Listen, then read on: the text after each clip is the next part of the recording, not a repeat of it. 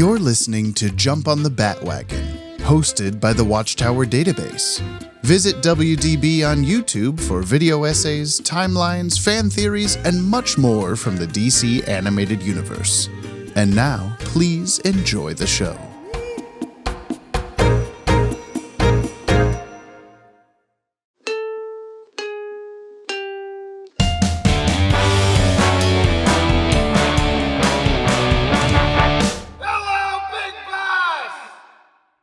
Three, two, one. Oh, that was awful. I thought it'd make a louder sound than that. Turns out hitting the back of your hands doesn't actually make a clap. It kind of does. If you do it right. I can do it because I'm a fucking man. Actually, it does sound way better than when I'm doing it. Mine is so wimpy. I'm hitting them so hard it hurts so bad. I got my wedding ring stuck on my finger because they're too fat. Warning: your fingers are too fat. Simpsons quote. For real? Yeah. Yesterday I was leaving the house. I was in sort of a nicer outfit. I'm like, I'll put my wedding ring on, and I got it all. And I just stepped out of the shower was the problem. So I'm like heat bloated. I don't know what you call that. And it got stuck, and it was so stuck that my finger was turning purple, and I could not get it off. And Jessica rushed and did this string trick of you wrap it, you put a string underneath between it and your skin, you push it through with something. We used a tiny plastic sword from a drink through. So now it's around the ring, and then you wrap it around the top. This is a tip and trick for all the listeners. You wrap it around the top of the ring, and then when you start to unwrap it from the bottom, as it's unraveling, it pushes the ring down your finger because it has nowhere else to go. Like when you're doing the string, it hurts a lot, but it got it off my finger so that I still have a finger, because I was getting so pissed and scared and stuff there for a second. Holy shit, this is not okay. And now I'm sort of afraid to wear my wedding rings. That's the moral of the story. What about you? Just don't lose, get married. Just lose weight, fatty. Oh, that too. And or put your hand above your head and put an ice pack on it. Well, that's the first thing I did was I ran my finger under cold water, thinking, oh, this will cool it down and make my finger smaller. And it probably would have, but it was taking too long and it hurt real bad. Yeah. Hands up. Blood runs down. Everybody's hands go up and they stay there for the rest of the podcast. Greetings, babies, and welcome to... I'm not going to do that. Arm already hurts. Welcome to episode 163. Brian's doing it because he's a man. Man hands. Of Jump on the Bandwagon. He's got man hands. He's got ham mans. What are mans? Mans? Mans. Short for mandibles? And yours are made of ham. You're like the Predator, but you just have pieces of ham that open up. That's what we learn something new about Brian every day. It turns out when you pass 40, you get ham mandibles, otherwise known as ham mans. I'm James. He's still got his hands in the air, from the Watchtower Database YouTube channel, and I'm here to show my good buddy, the Predator, the ham predator, the entire DC animated universe. That's the.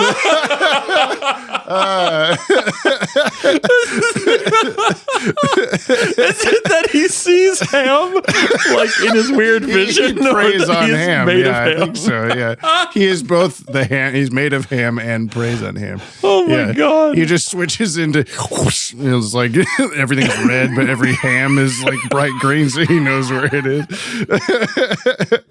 He's always mimicking ham sounds and so on. Yeah. Good luck turning this into a TikTok. He just throws kitchen knives instead of his throwing stars and whatever.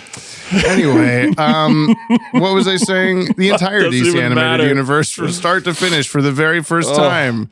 Yeah, the guy, Brian's almost crying. His hands are still in the air. I'm crying. I've only brought my hands down to wipe the tears away from my eyes. From your ham mandibles.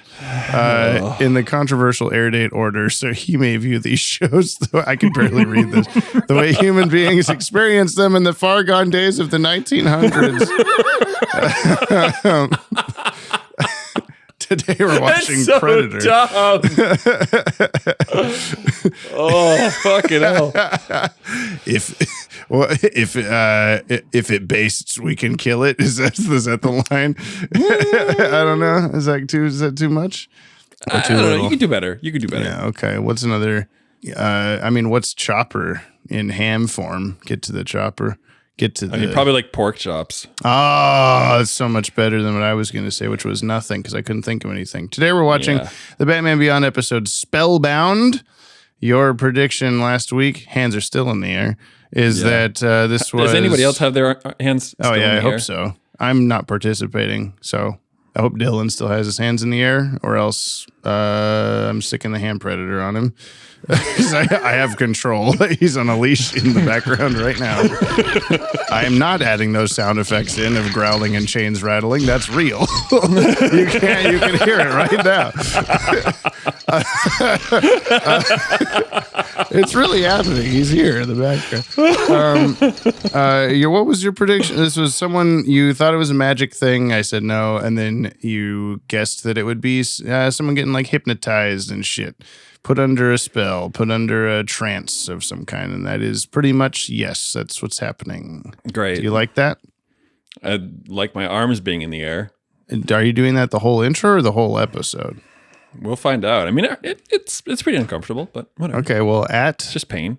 The time of this recording. 6:51 p.m. Oh, I was trying to go slower. I didn't. Batman Beyond is streaming on Max.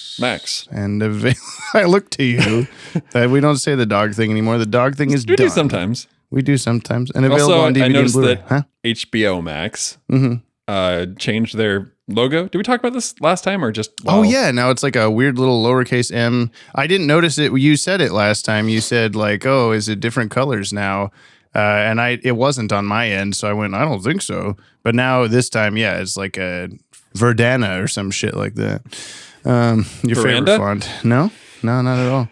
And if you'd like to follow along, you can head over to watchtowerdatabase.com/resources. My other dog. Link is in the show notes. This first aired Saturday, May 1st, 1999. We're April close. Fools. At 9:30, May Fools, 9:30 a.m. on Kids WB. This was 3 weeks after our last episode, The Winning Edge. Aired number 10, produced number 9. Close, but no ham. Written by Robert Goodman, directed by Butch Lukage. No. That's what the ham predator says on his planet. It's a Close idiom. but no ham might have to be the subtitle. Nothing we've already said. But music is by Michael McQuistion, and animation is Coco Dong Yang. Buy us a coffee. Head over to the link in the description and send us a Yoppie beverage to support the show. And we'll give you a shout out in an upcoming episode, and we'll plug your shit. Anybody still got their hands in the air? It's getting like full on painful at this point. Well, don't do it then. No. Okay, well, in a second, you'll have to drop them anyway, because we'll do a push-up for every $1. Unless you can do push-ups with your hands in the air. Can you use your tongue? Yeah. Prove it. Send us coffee for our health and your entertainment. Today's Yoppie Bevs come to us from James Alvarez. That's a great name. The first one, anyway. Bought 3 Yoppie Bevs. Throwing some Yoppie Bevs at y'all because I want to, and to shamelessly promote my art Instagram at GhostBoyFL. A few years ago. Arms down. Hold on. For Instagram. I'm going to desktop Instagram. Florida, I assume. A few years ago, my brother bought me an iPad, and I've tried my best to not waste his money. There are no exact goals except maybe to get as good as Jamie is at line art. Seriously, how do you do that? Thank you and stay beautiful. I use my hands. Did you find it? Ghostboy FL, all one word? Yeah. And also thank you for multiple reasons. Oh, I will stay beautiful. Ghost boyful. Ghost boyful. Ooh. I'm going on Instagram. I'm not supposed to. Ghost boy. Oh, yeah. This is some good stuff. Got the Juggernaut, bitch. You got some DBZ. We got some characters John. Brian shouldn't know about yet. I said John because the character I was looking at was named John. And my brain went, oh, there he is. Well, the cool thing is I don't know what's DCAU and what's not. That's true. Like, look at this so stuff. True. But, man, you got a cool style. Yeah. Ghost boy full. Ghost boy full. Maybe it's Ghost be oiful. You ever think about that? Nope. Well, let's do 15 push-ups or equivalent. Someone told us we should do the aerobics from that video instead of doing push-ups this time. But I don't think we can do a total of 15. I've been working on my high kicks, Jamie. Yeah, oh my God. So are we just doing push-ups? Is that what we're doing? Yeah, sure. All right, fine. Okay. Wow, my shoulders are on fire. Why did you do that? I'm an idiot! One, ow. Two, ow. Three, ow. Four, ow. Five, ow. Six, ow. Seven, ow. 8, ow. 9, ow. 10, ow. 11, ow. 12, ow. 13, ow. 14, ow. 15, ow. Ghost Boy, thank you. James Alvarez, I mean to say. Oh, yeah. Thank you for the coffee. And listeners, you know what you got to do. You got to go support your fellow listener, Ghost Boyful. Ghost Boyful. On IG. Please do it. And then continue listening to this podcast because we're just getting started with the ham references everyone's here for all the time. They love it. They want it. Also, James Alvarez drew a pretty good ham a couple weeks ago, but you're going to have to go scroll through and look for it. Did you really now? Oh, I see it for sure. Yeah. There it is. A ham if I've ever seen one. Yeah. Pretty good. There's Hambit. All right. Let's go watch the episode. Bye. The vid link captured that flash of light just before your little vacation, so I took a closer look. Somehow, this information was fed directly into your brain, where it then played back before your eyes. I swear I could smell the water. With such advanced technology, and his knowledge of the human psyche, this madman should be considered very deadly.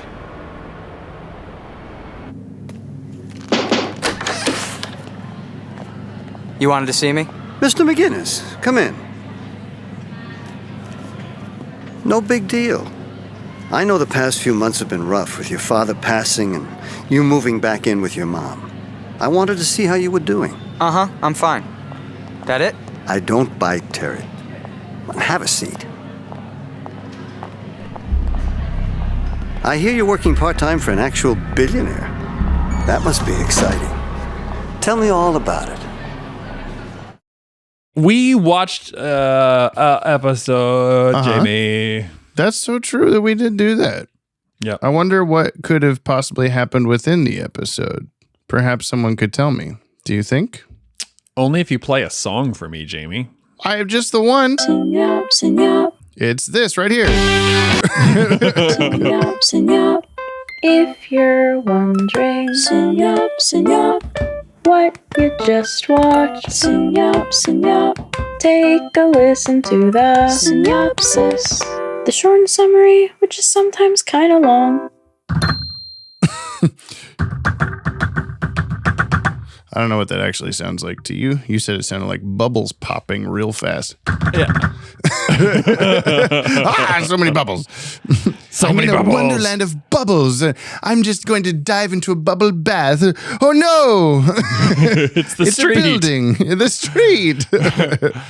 Okay. As you pointed out, he looked real cool when he's all fucked up like that. Oh yeah, dude, inner wirings and shit showing the motherboardy kind of stuff. The best costume I've seen in like all of the DCAU. He needs to rip it apart more often. Yeah. Rip that shit up, Terry. What happened?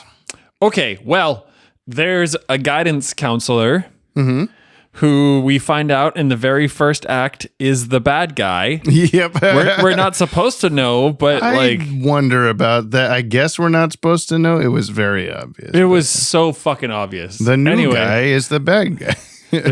There's a guidance counselor. We're not supposed to know he's the bad guy. He's the bad guy.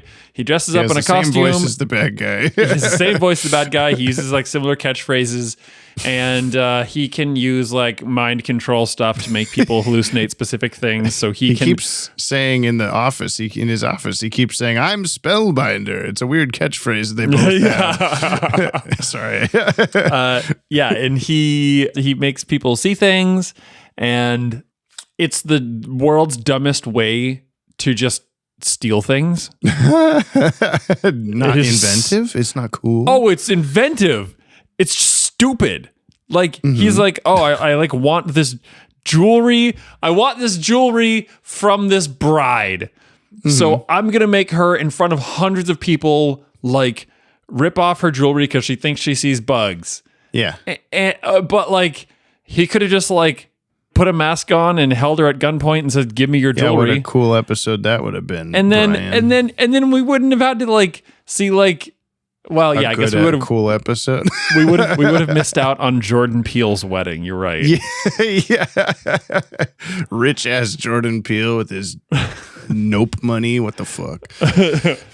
Anyway, he takes control of people's minds so he can take expensive objects from them. And then Batman beats him by giving him a hearty wrist handshake. He did do that. He shook his left hand again. That's what the problem was. It was foreshadowing when Commissioner Gordon shook his left hand with her left hand. Yeah. Wasn't his right hand at the end? Was it? I don't know. We'll just say it's his left Probably. hand. I'm just saying I it's don't his even left hand care. 'cause that's better. Yeah. Yeah. The official synopsis: there's a crook in town named Spellbinder who's hypnotizing people into stealing their own valuables. But what will Bruce do when Terry is put under Spellbinder's spell? That's inaccurate. What? Oh, well, some of them were stealing their own stuff. Yeah, Terry was stealing Bruce's stuff. That's true. But it's kind of slightly his. It's 'cause not he was stealing. sort It's of- like handing over to him their valuables or What will someone Bruce else's do? valuables. He'll throw his cane in the fireplace is what he'll do. Oh wait, a also true the girl. Batman. What was the fuzzy girl at the beginning? The fuzzy girl in the fuzzy fog. In the fuzzy Chelsea. fog. Chelsea Cunningham. Yeah. She also wasn't. She stole her dad's shit and then like chucked it over a cliff Yeah. to Spellboy. Spellboy on his big B that he rides. Spellboy FL on Instagram. Spellboyful. I think this one was less about the mystery and the story and more about spectacle visually or whatever, because there was just a lot of crazy, wacky visuals going on this whole episode, and not like you said, you know who the bad guy is instantly. It's not hard to figure out at all. That's why I was like, is it even supposed to be a mystery? Because I guess the music tells us it was whenever Terry's in his office and he starts going like, "Oh, you're working for a billionaire, huh?" And the music's like, "Oh my God, it's the guy." And it's like, yeah, we know. Oh no, really? Yeah. Is he the guy? What? Yeah. That's crazy. I mean, there's no other candidate for the guy in the episode. But that's the thing is, I guess, like, I don't know, not everything has to be that, then the episodes would be samey, I guess. I like this one a lot for all of the cool visual stuff going on, but I do totally get why it would be annoying that it's so easy to figure out who the bad guy is. I guess it's not, like I say, I don't think it's about who is the bad guy is. We know who the bad guy is. How's he going to stop him? Because he's doing stuff and making him see shit, like zombies coming at the ground. And bugs at a wedding. And Indiana Jones, Legends of the Hidden Temple. Legends of the Hidden Temple. Yeah. She touched that thing and it's immediately what you said. Legends of the Hidden Temple. You beat me to it by like 2 seconds. You can't tell me that the wedding like action music wasn't almost a direct rip of the song After the Flesh by the band My Life with the Thrill Kill Cult. Well, I can tell you that because I've never heard of that in my goddamn life. Oh, it's from The Crow. That's why you know it.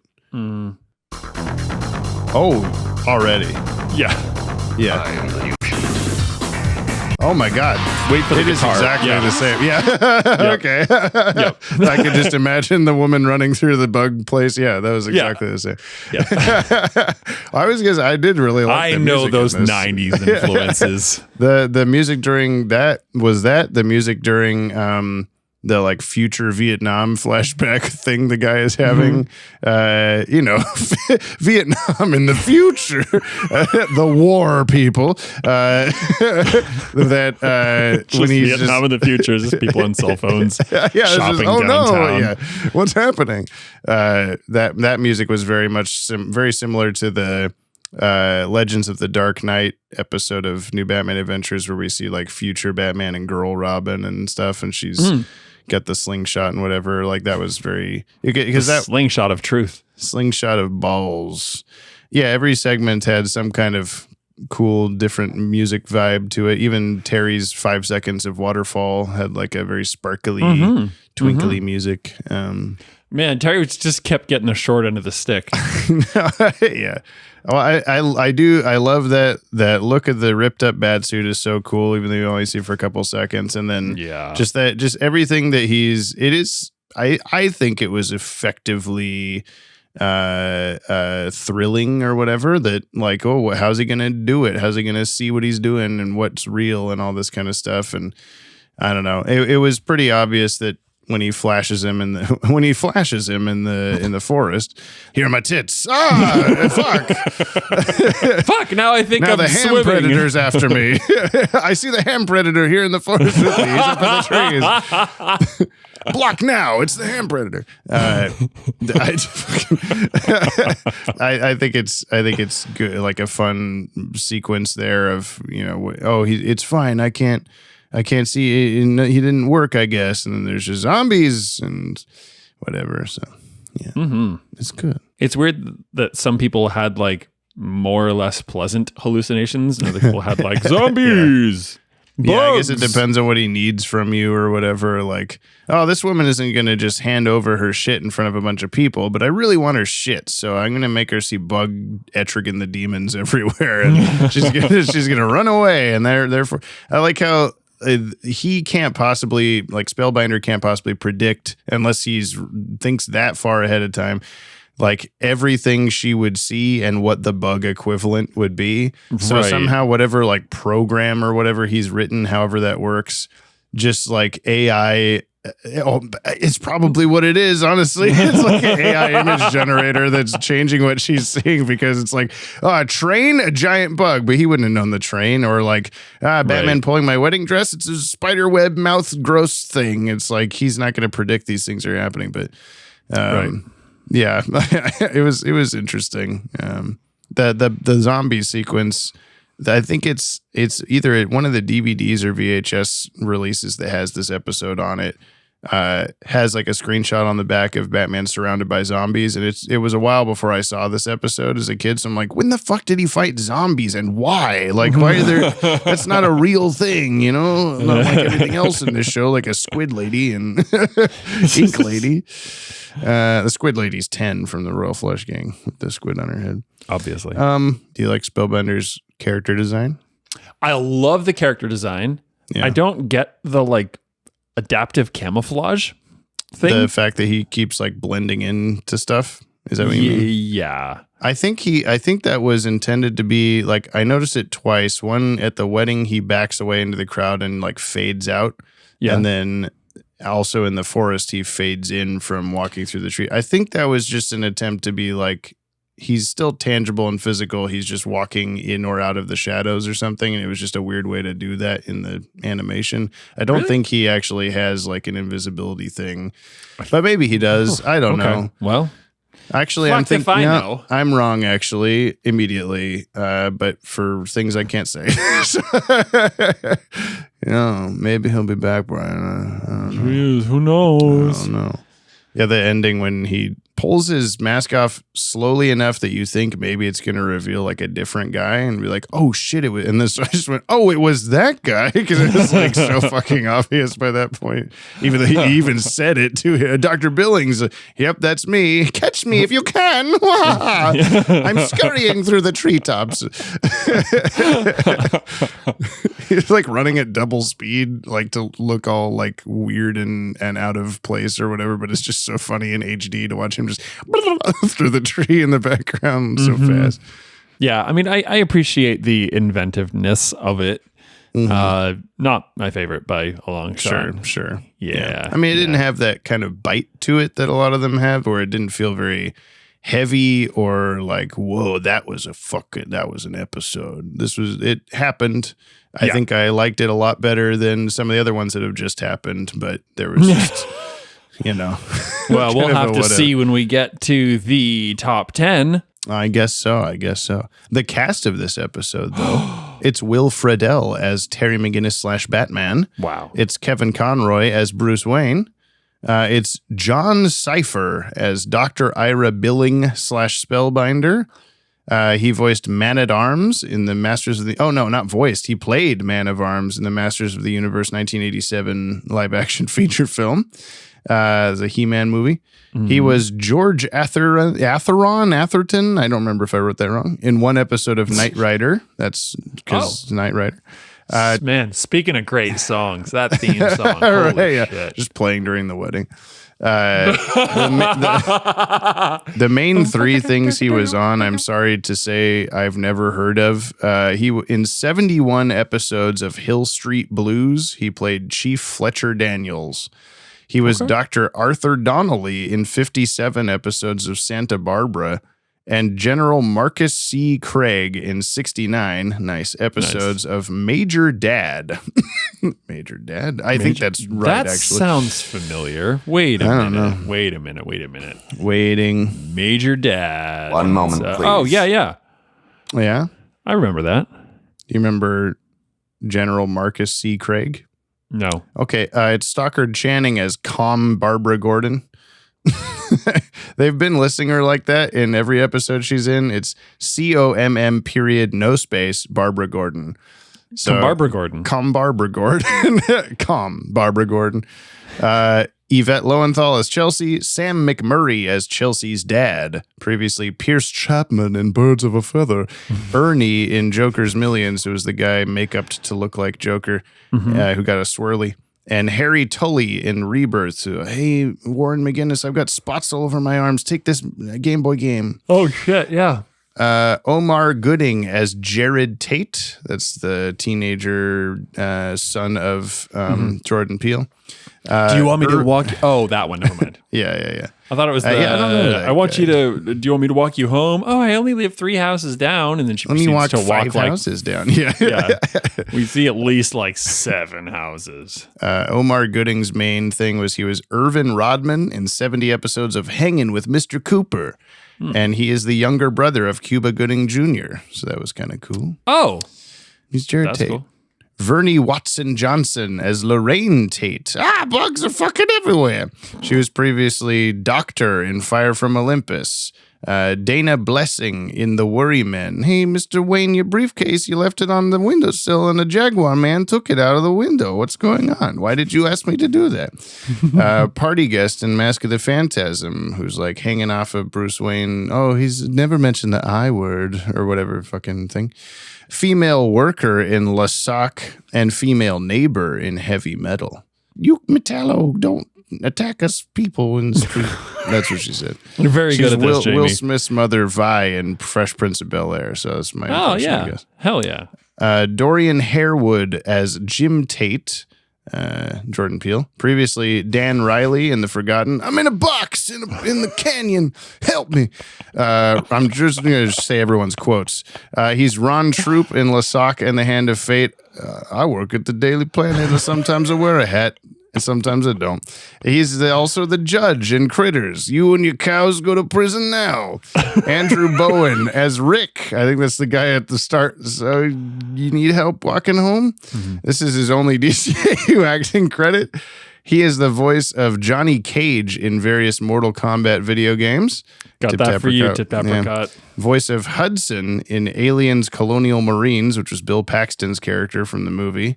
It's the closest we're getting to real Predator in this episode, I think.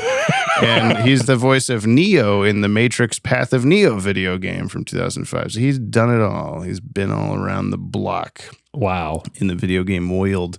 And Richard Sanders as Mr. Deakins. This is also his only DCAU acting credit. He played Les Nessman in 88 eps of WKRP in Cincinnati and 46 eps of the new WKRP in Cincinnati. This is like a comedy show in the 70s, 80s. It's an episode that sounds like it's a like news about a radio tagline. show, I think, or something. I've never watched it. I don't know Les Nessman, played by Richard Sanders. Ness Lessman. Oh, sorry. Nessman. There's some trivs I got for this episode. Would you like to hear them? Jamie, you better start with a bad one and then do a good one and then give me another bad one. Okay, the bad one is the lapels on Dick Grayson's suit coat disappear when Terry's wearing it. Yeah, okay, pretty bad. The good one, this episode premiered on the same day as the series premiere of SpongeBob SquarePants on Nickelodeon. Whoa. That's time. That just made time real. Time ago. And I don't know if I like that. It just made time real. Okay, now Flash you in a forest. give me another bad one. When Spellbound, that's what it says, comes up to Chelsea, he shows her his eyeball with his left hand, which has an orange glove. But in the next shot, the glove is black. Moreover, his eyeball is later shown to be built into his right glove, not his left one. Yep. Yeah. This is a good one. The music playing when Jim and Lorraine are walking down the stairs is the same one playing when Bruce and Lois are dancing in the Superman animated series episode World's Finest Part 1. Gasp. Which Jordan hopefully caught. And if he didn't, he'll never get played on the podcast again. Oh, no. That's heavy stakes. It's not real. Heavy Likewise, ham the character steaks. design for the MC at the wedding is reused from Cassidy's Agent Frank in the new Batman Adventures episode Torch Song with slightly different facial hair. That's a weird title for an episode.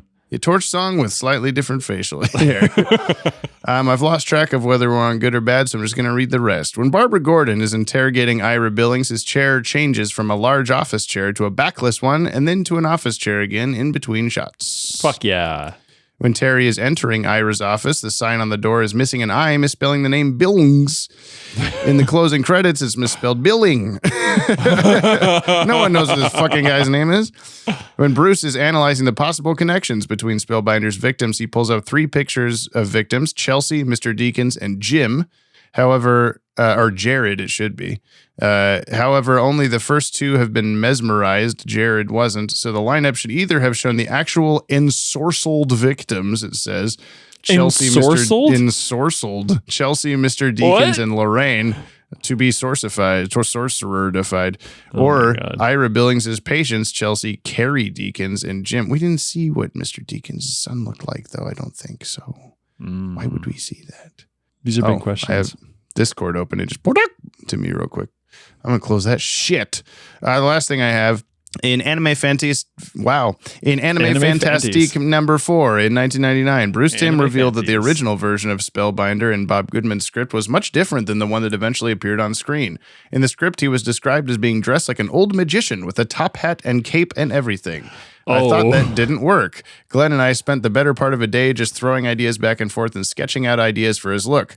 Ironically, the two were unaware of a pre-existing DC character named Spellbinder. Tim further remarked, the very next day, one of our artists brought in this comic from the 60s that had a Spellbinder in it. He showed us a drawing of him, and it was exactly what we drew, even the same color scheme. Google Spellbinder DC Comics, and you'll see probably the 1960s character. It's not exactly the same, but it is an orange costume with spirals and an eyeball on it. It's like, how the fuck what the fuck? Just miraculously draw the same shit. Yeah. That's impossible. I've got his original origin written out for you, too. He first appeared in Detective Comics number 358, December 1966. He was a painter who forged pop art and became a supervillain to use his talents for evil, creating the identity of Spellbinder and wearing a bright orange costume with spirals and a large eyeball on the forehead. He designed an array of hypnosis weapons, which he used on Batman to escape 2 crimes. During the third, Batman was able to overcome his spell and send him to jail. No, I love this. Why'd they have He's to a ruin pop art it? forger. Yeah. Make him a pop art forger, yeah. Fuck. Why do we have to turn it back? Some guy. No, he's a fucking guidance counselor. It's like, your daughter's just making shit up because she's hungry for attention. Well, I did think, you know how we have like the occasional like not necessarily political, but just like real world commentary from like Stan usually, but from others in episodes that are kind of just laid out to be like, it's a metaphor for this thing.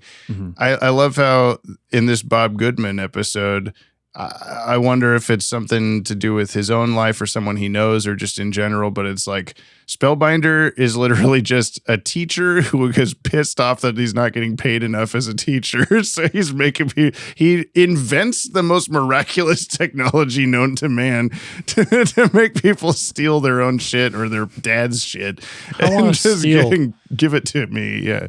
I also like the when Terry's on his like Nickelodeon shopping spree thing in Bruce Wayne's house. We're at Toys R Us. I get all the soap and from Toys R Us. And then, like, He just really wanted that Toys R Us soap.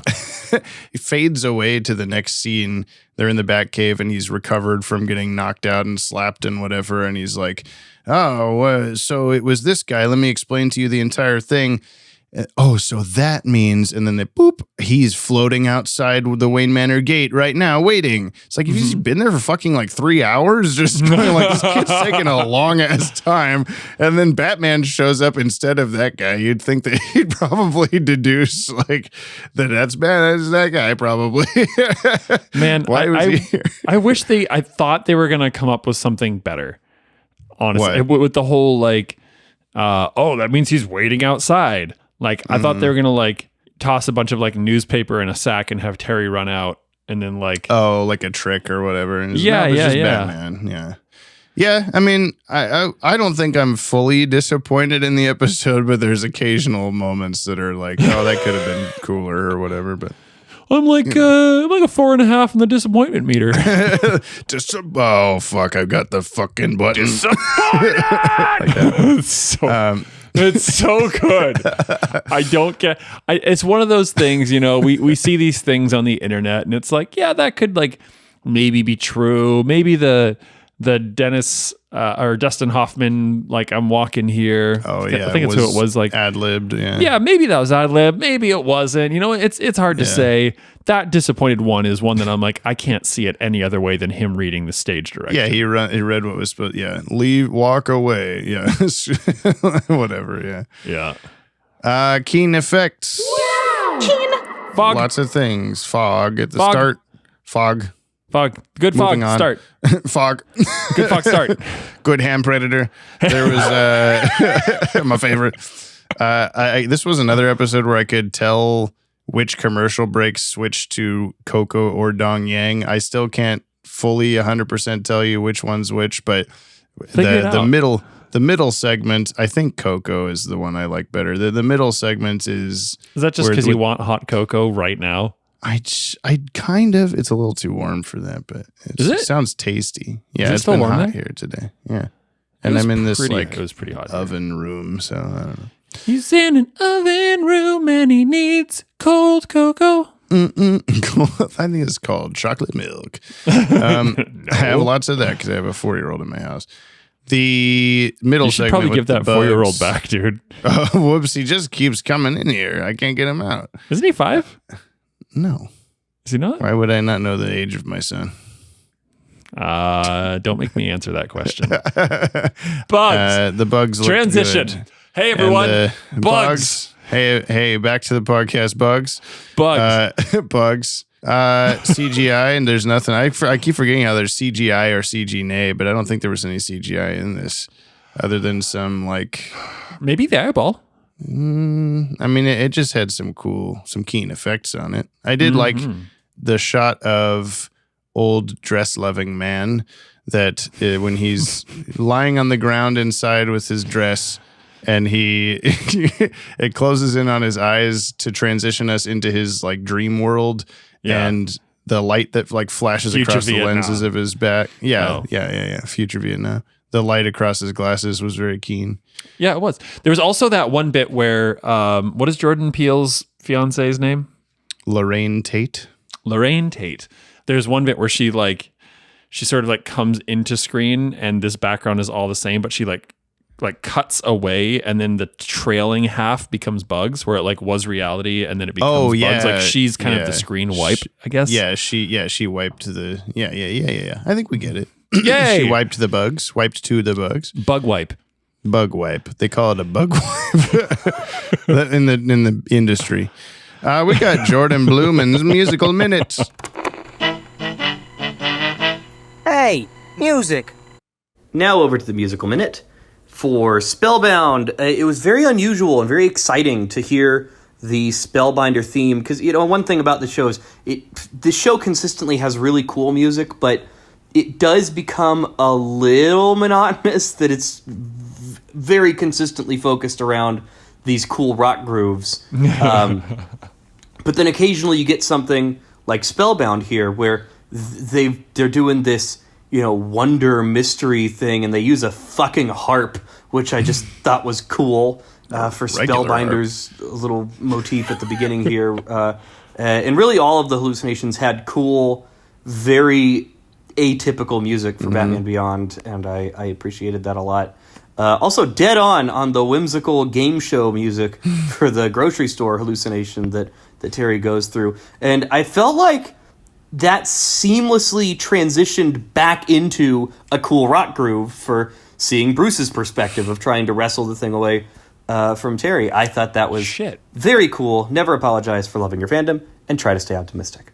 I will. Thank you, Jordan. Also, I'm missing fuck. Oh my god, I had it in my head earlier. The name of the newscaster. Oh, just the AI guy? Yeah. Isn't really. I mean, his name's Tom, I think, or something. But it's not. Why? What'd you think? You looked at me when he appeared as if it was a big deal. Oh, no. Jordan's news dude was from Superman. Is that right? Oh, Jack Ryder? Jack Ryder! Yeah. But ironically, Jordan does the voice of when we do a breaking news short and we use the AI newscaster guy. So it all works out. He's both of them. It's cool. fine. Maybe that's why I was connecting them. I wonder who voiced him in this, because Richard Cheese isn't credited to this episode, so who knows? Yeah, I'm I'm really sad about that. Yeah. But I just got this weird feeling, feeling kind of bad that we're like, Jordan, you only talk about music. I know that he was mostly talking about music and stuff, but can we expand Jordan's segment to Jordan, tell us anything you want to tell us. Mostly tell us the music, but also if there's anything else that you like, just he's thrown in a couple things every once in a while. Okay, Dylan's the everything guy. Dylan's the kitchen sink minutes. Dylan is the sink. Yeah, you're right. I did really like I didn't mention it. Out of all the segments, the zombie fighting music was very zombie movie sounding and not very Batman Beyond. And then it was a little cheesy, but still cool when he's like, the visions are gone. I'm going after him. Batman Beyond, but it was doing his little theme song. I'm like, oh, okay, cool. You don't usually get, because the Batman and Superman themes are very melodic, and you're like, oh yeah, Superman every fucking time he does anything. Yeah. And then Batman here in this show never usually gets that treatment, and so it's kind of fun to see oh, there he goes, Batman Beyond. He's just doing the Batman thing. Yeah, we're very proud of him. The Beyonder. Batman tomorrow, tonight. Wow, there's got to be a Beyond Burger reference with Batman Beyond Batman, yeah. Now with less ham. This podcast could use less ham, in fact. Where's Clayface? Zombies. He's the zombies. I was going to say he was the spidery mouth goop from that one bug, but no, he's definitely the zombies. Apart. He comes out of the ground. Yeah, okay. He comes out of the clay. Okay. Clayface. Well, Batman's usefulness. What did Batman do? Did he get a 10 or only a 2? Only a 2. I really gotta know. Tell me now, what is Batman's usefulness? Now. It's just the best thing ever. We can never get through that song and not just go, oh my God, that song. Look forward to that every time, more than anything else. He did fine. He got fucked up jumping off the thing, and then he got fucked up by zombies. He kept falling. Didn't do great. Yeah, he kept getting flashed by Spellbinder. I was look at my turrets. Batman. Just wanted to have 2 of those eyeballs, so they're just floating boobs that he had. And then the flash isn't metaphorical anymore. Yeah. Oh my God. I was by that point where he was oh, he's outside. Let's go let's pay him a visit. Yeah. There's this floating dude on the back of a bee stinger, whatever his fucking hover stinger is, which is kind of weird. But it didn't have any connection to him or his. But he did try to sting with it, and it curled over. It was absolutely just a wasp stinger. Yeah, not a bee. But the thing for me was I feel in Batman and BTAS and TNBA. I feel Batman would have had a oh well, we got to do this thing. We're gonna put a polarizing filter on your mask so that his flash isn't going to do a thing. But no, he just keeps like it's the same go fucking out there, thing. do it again. Yeah. Well, and also B-Test Batman would have gotten flashed once and done a thing, and then next time, regardless of whether he would put a thing in my mask or do whatever gadget, he still would have like I figured out what you're doing and I'm gonna not get got again. But then I mean it's the difference between little boy Batman and big boy Batman, I guess. But big boy Batman is calling the was shots. Right there. Yeah, he's in the back here. How about this? Terry, close your eyes. Let me describe to you what's out there. Yeah. There we go. Yeah. No technology needed. I even thought, because all the way to the end, when he's almost going to fall off the cliff, he's still being fucked over by Spellbinder. Like, he's not winning at all. Nope. And it's just by chance that he stepped on a stick that he could beat him or whatever. So I guess I'll give Batman like 3. Only a 2. Yeah. Yeah, it could have been. I'll give him 3.1. We don't need Jimmy Olsen's anymore. I guess we have hover cameras out of 10. You mean drones? They didn't even look like drones necessarily. They're just like they are hover cameras, but like they're drones. Yeah, I guess so. Okay, I'm gonna give him a 2. Ooh, that was pretty good. Thank you. What? I said 2.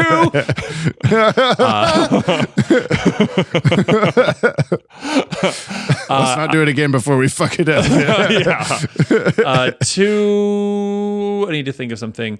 Men in love with vintage princess Audrey dresses. Oh yeah, good clock in the Audrey. Thank name. you. Yeah, it'll be Trivs later, like 5 years from now. That was just like, that was so fucking, like, I didn't get that whole sequence. I think that was one of the things that really started to kill it for me.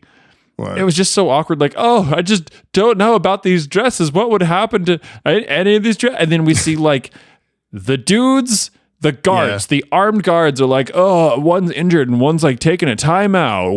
What even, we don't even think we have to watch that guy. And he's just wrestling with a fucking 3-quart, like a headless mannequin. There were 2 like throwaway lines that didn't happen that could have fixed all of that for me. One would have been something to indicate that man was actually in this war that he's seeing, and so he has like the chops to do all this shit. Because you also said like, why is Batman even struggling with this guy?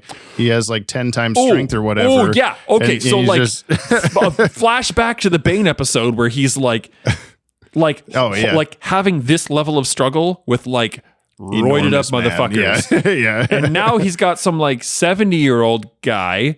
Yeah. And he's just like, we're like rolling on the ground together. We're equally matched. Like, what the fuck? Which I at least would have bought it slightly more if they had some sort of, he was in the army and this is his like whatever that is when like a mom can open a car that her kid's in shit. You know what I'm talking about?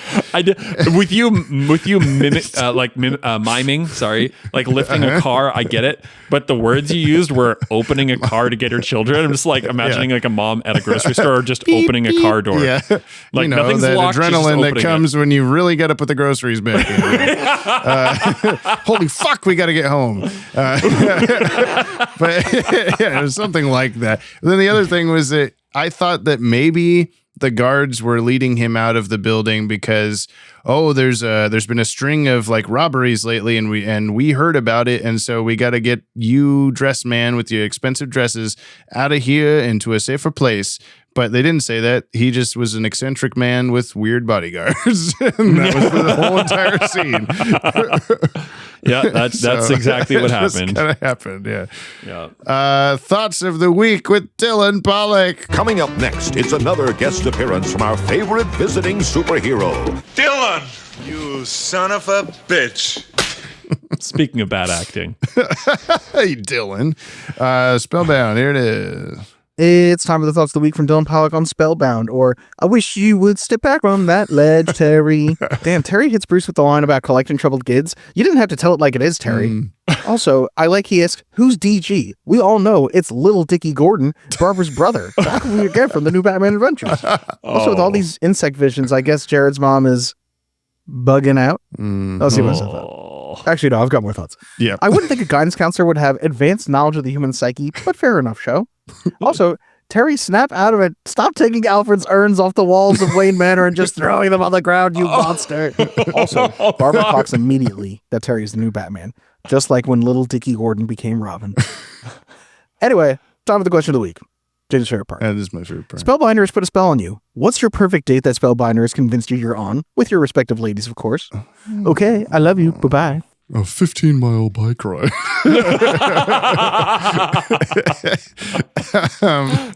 Well, first of all, I think it's hilarious. You're like, obviously, it's little Dickie Gordon, like as if it's like clear that it's Dick Grayson because you spent a good 30 seconds sitting there going, "What the fuck does DG mean?" Or watching, which is it's fine. It's just funny. I was sitting there that trying to clock it, and I was like, "Matches Malone, Datches Galone."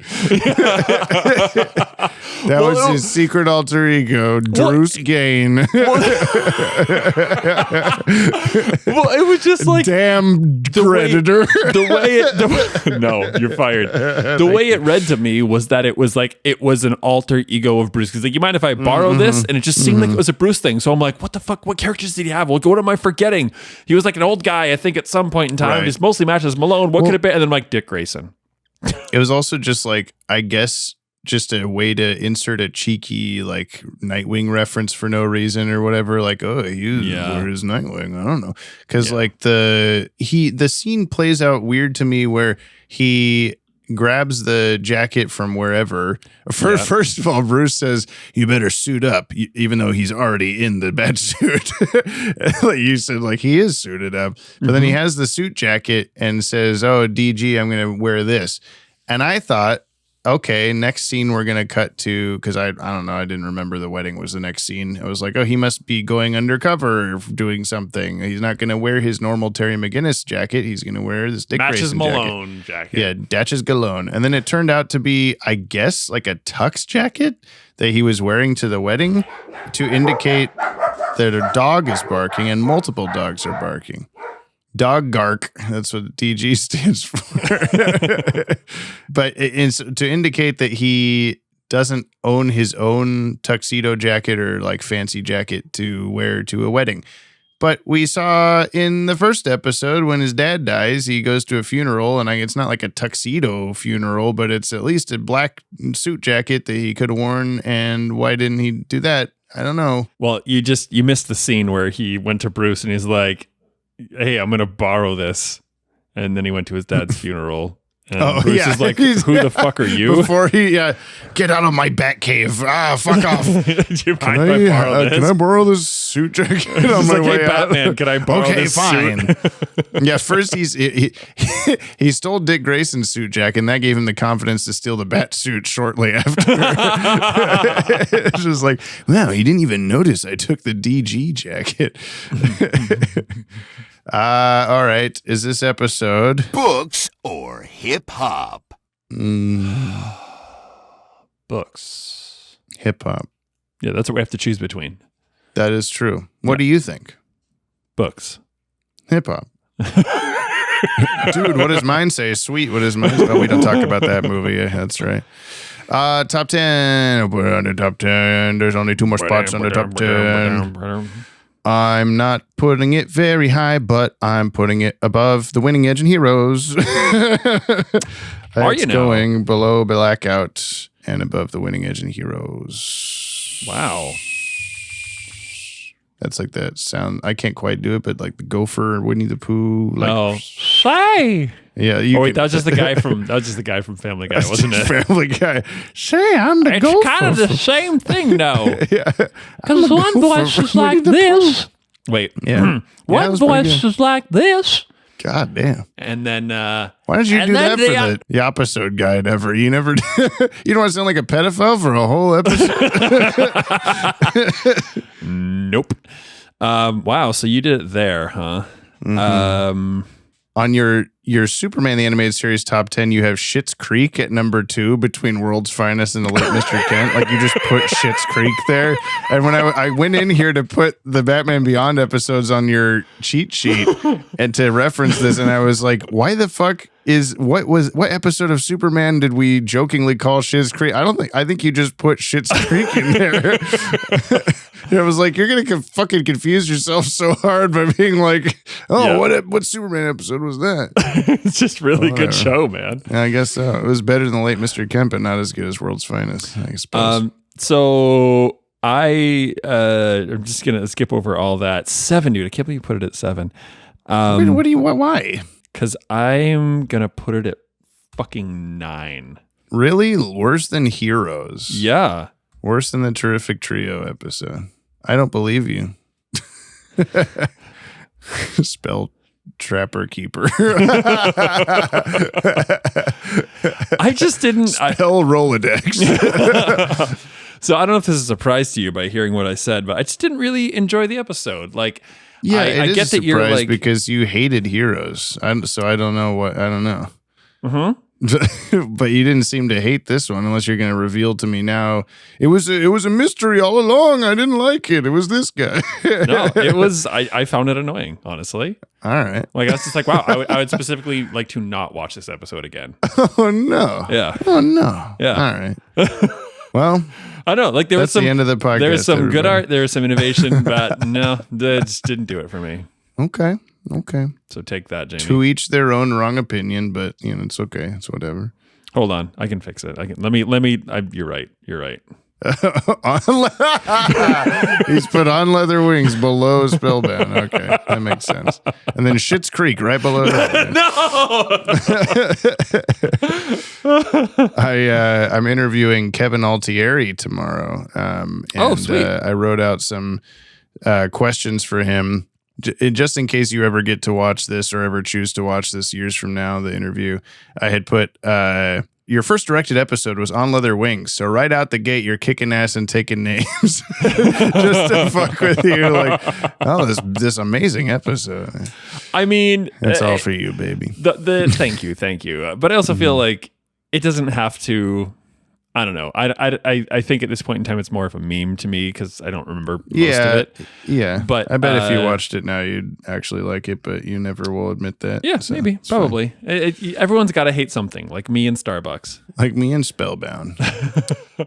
All right. Well, it's time for the mail to find out what everyone else likes about Spellbound. Yeah, let's. Or dislikes, whatever. And then when we come back, I'll tell Brian the name of the next episode, and he tries to guess what it's about. What it's about. I can't do it. I can. Please? I know. Yeah. That yacht. Hey, one small extra yacht. One small yacht. We drop What we drop? So good. our weekly yacht. Oh yeah, those. Into the comment box. But first, there sure was a lot. Now Jamie's mad. Too bad we're all. At least I am. Just Dylan Paula. Be a lot easier if my lips weren't incredibly chapped from hanging out in a super dusty and dry fairgrounds all day today. Woof. Yeah. Don't do that. Don't worry, I will. I like the way that your voice comes over the like slightly compressed Zoom audio. Also, it just has sort of like a little like preschool laptop thing that you just had that I had as a kid that just had buttons that was like you it says like spell word and then you just press the letters. Spell? It was very adjacent to that, but it wasn't that exact thing. But yes. But it was so like tinny compressed 8-bit noise that came out of it that it was just spell case. And you'd be like, what the fuck did you say? Spell case. Oh, all right. And then you'd like give it your best shot and it's like, and start over. I'm like, what the fuck, man? So it's like your voice is getting a little bit of that when you do the like, oh, just Dylan Pollux. It sounds like a text to speech voice or something. All right. If you'd like to, what? Yeah, do it. No. Okay, if you'd like to reach out to us like the fire hand at the end of World's Finest Part. World. Fine, I'm just gonna whistle. Part 3. You can say, you're like in a not okay way, like perfect at that. I don't like how good it is.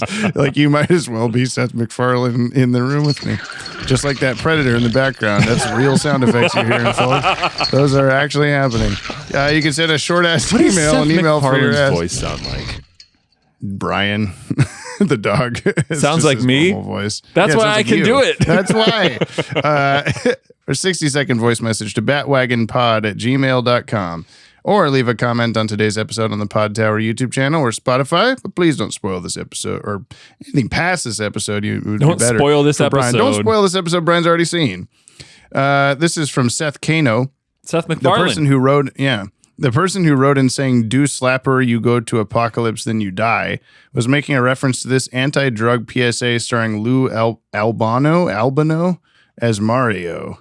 I'm Captain Lou Albano talking to you about drugs. Kids, don't be afraid to say no. Anyone that asks you to use drugs is not your friend. Drugs can and will kill. Remember, don't be afraid to turn to your priest, your rabbi, your minister, your moms, your dads, your teachers, because drugs can kill. And if you do drugs, you go to hell before you die. What the fuck? Wait, what does he say at the end? Please. Please. What the fuck? I've never seen that. Okay, well, that makes more sense now. Thank you. Holy Lorenzo shit. Valdez, Spellbinder, James Gordon, and Brian Eack. Spellbound is one of only a handful of Batman Beyond episodes I had on VHS growing up, so it's one of the Beyond episodes for which I have the most nostalgia. I'm so sorry. However, I'm sorry I have for even everything more I said. nostalgia for the Spellbinder episode from my all-time favorite animated series, The Batman, The Butler Did It. Come on, fellow listeners, please become patrons so James will finally make the Willet canon involving the Batman. In both Spellbound from Batman Beyond and The Butler Did It from the Batman, Spellbinder uses a camera at one point to induce a hallucination in one of his victims. Spellbound concludes super abruptly with that scene with Barbara, but it really works for me actually as it imbues the end of the episode with a slight ominous tone. Klana forever and always, Lorenzo Valdez. Yeah, what do you think about that ending? And you're the new Batman? Okay, goodbye. It was... So actually, that was one of my more favorite parts. It's because, like, you know, Barbara's just so sharp. She's like, so you're like working for Bruce, huh? Mm-hmm. Who happens to have an exactly the same body type new Batman flying around, and I know he's Batman. Yeah. Which is kind of cool because I feel like that does open up for future, you know. Yeah. God, I guess it's what's she going to do with this callback. information or whatever? Yeah. As the police commissioner. I look forward to both her and Terry having coffee at a diner on New Year's. You know, I'm not going to say it. The Astral Beast cometh. What? Jamie, don't give that away. I didn't. You did. It was not exactly what you said, but it was close. The Astral Beast you'll see soon. The Astral Beast cometh. Okay, shut up. Okay. Would you rather be mass produced in a printing press or sequentially juiced at a juice bar? P.S. I'm ripping. I would. Wait, you said that earlier. Did they say that in the episode? It's from Slappers. Dylan said it last time too. Oh, fuck. God damn it. That's right. The episode Slappers, of course. That's not called that. It's called that. Yeah. Shway. I'll be juiced, I think. Wait, what are we? No, just juiced? Yeah, juiced. Yeah. Banana Man says okay. Okay. As he's being juiced. No! Banana juice. Lock DE says, give up, Batman. You'll never defeat me. Spellbinder. Bindar. What? No, that's not what I meant. Wait, that's not even how you spell it. Then Batman punches him in the face. Thanks. Nick Sorensen. The return of Bane in Batman Beyond might not have been what some fans would have expected, especially with his caretaker Slappy doing all the real work. But for this more teen-focused Batman series, it always made a lot of sense to me that they would come up with a plot that was like a PSA on drug addiction and tie it back to Bane's Venom formula, even going as far as to show how his own dependence on it all those years could finally end up taking its toll on him with age. And for them to show that to be Bane's ultimate fate only makes you not want to see these teens start getting hooked on the drug themselves. Slappers might not really exist, but the themes of this episode can definitely be all too relatable to the real world for sure.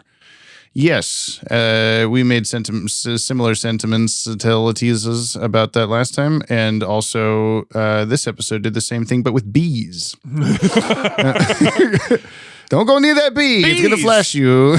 Whoa, here's my bee tits, it says. Thanks, Nick. We have a very serious reply to your very serious comment. Eric LeBeau, Spellbound, or how long did it take Brian to shout, he did it, while pointing at the screen? Oh, like he did it. Yeah. All right. Instantly. What's this week's episode? I don't know why you want me to do this, but B-O-U-N-D. There you go. Oh, that's the name of the episode. So why did it take 3 hits from Spellbinder to snap Terry out of his illusion when not 2 scenes earlier, all it took was 1 slap in the face from old Brucey boy? That one guy really say that nothing weird ever happens in Gotham? God, are all rich kids stupid? Oh, yes. Speaking of money, James, can we get a current count of the patrons? 191. Damn it! Thought for sure that would have made a decent dent. It kind of did. I do have one last Hail Mary. Croc, I never thought I'd say these words, but drop me a beat. Uh-oh. What?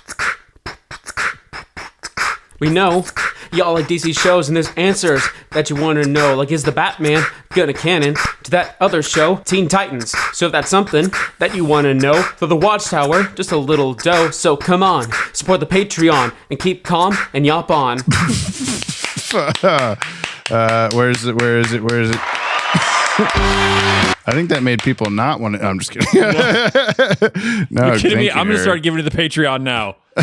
Oh, thanks. Good. You're taking it all anyway. What the fuck? You're damn right I am. That he actually brought up a good point about. So he said that Terry got hit in the face 3 times to get smacked out of Spellbinder, and that was when he like the visions are gone. I'm going in and my like reading of that was he thinks he got snapped out of it, but then he still sees a Spellbinder vision at the edge of the cliff. Does.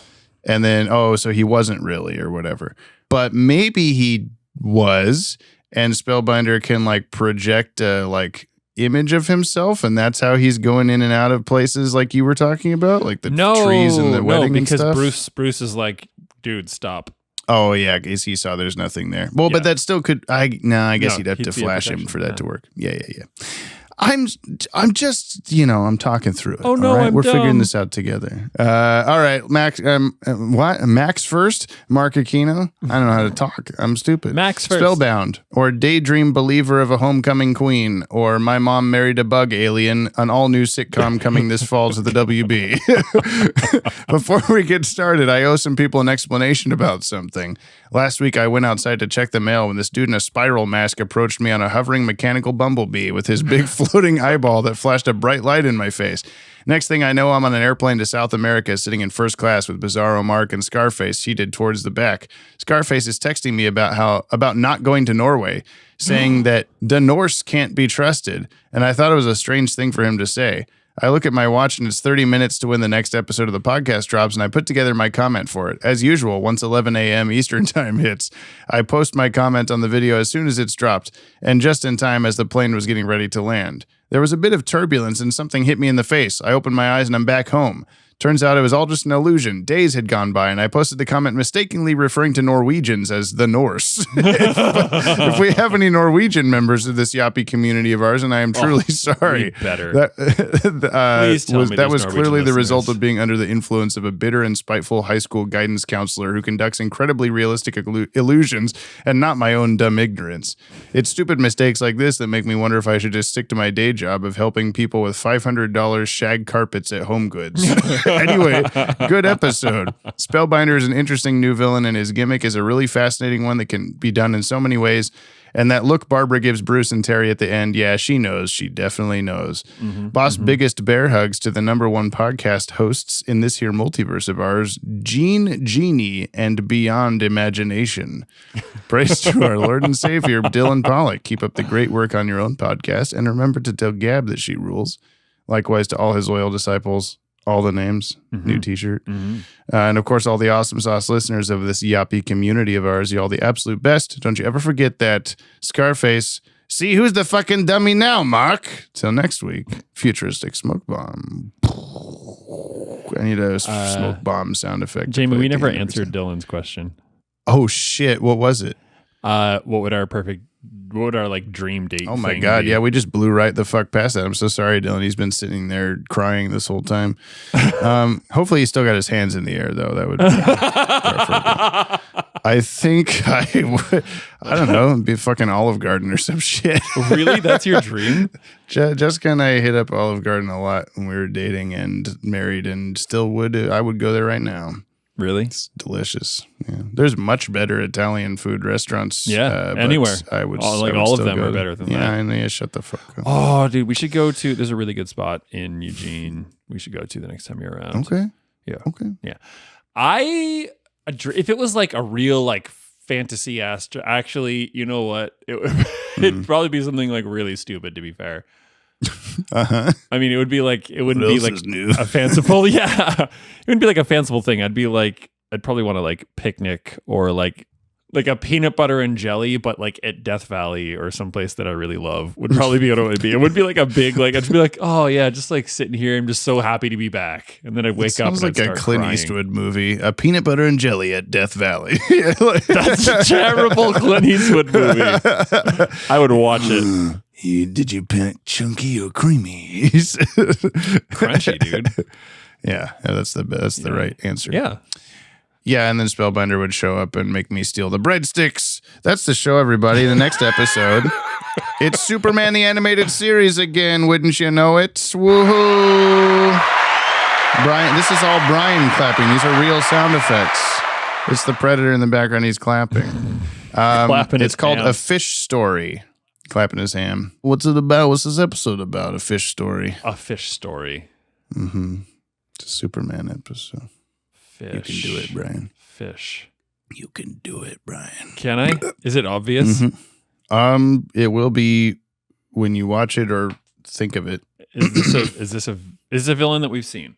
It's not about. It is the villain that we've seen, but it's not about the villain, like the main draw of the episode.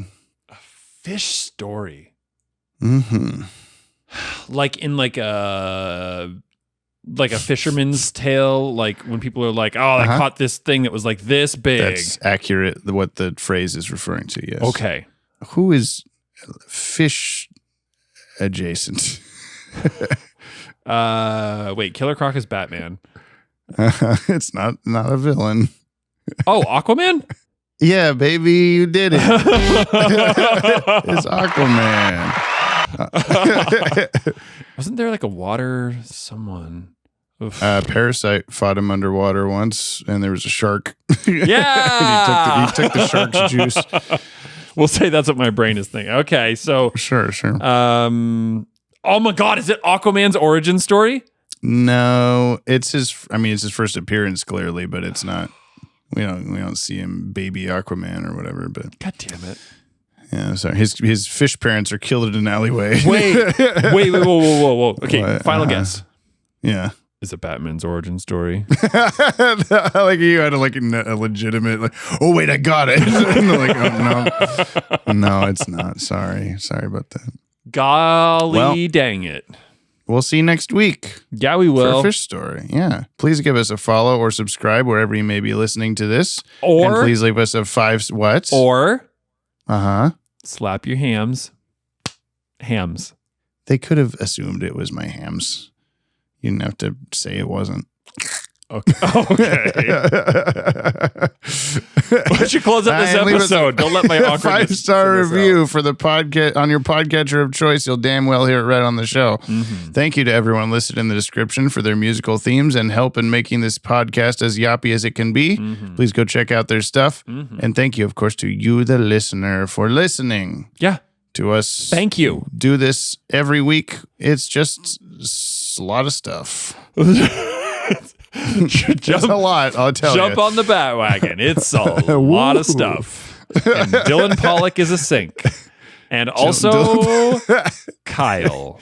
And Kyle. Yeah. Those are a total of 3 Kyles now in this 4 episode. No. I'm just counting. 5. What's next? Kyle. Oh, fuck. You ruined it. All right, bye, everybody. Bye, Kyle. Thanks for being patient, Dylan, for answering your question like 1,000 years later. And thanks, listener, whose name I don't know. Yeah, you. Oh, yeah, we were saying for a little bit there, you were picking a different name to say every time to say thank you. Yeah. Okay. Yeah. Christian. Yeah, okay, that's good. Yeah. What's up, my friend? Christian. Kyle. Yes. Okay, now we go. Okay, Banana Man. Okay. Bye. How do we end? How do we stop? How do we stop? Hit stop like this. Then Batman tied Dr. Billings up and disappeared. And you're Mr. Wayne's new assistant? Your father was Warren McGinnis? Stay out of trouble, kid.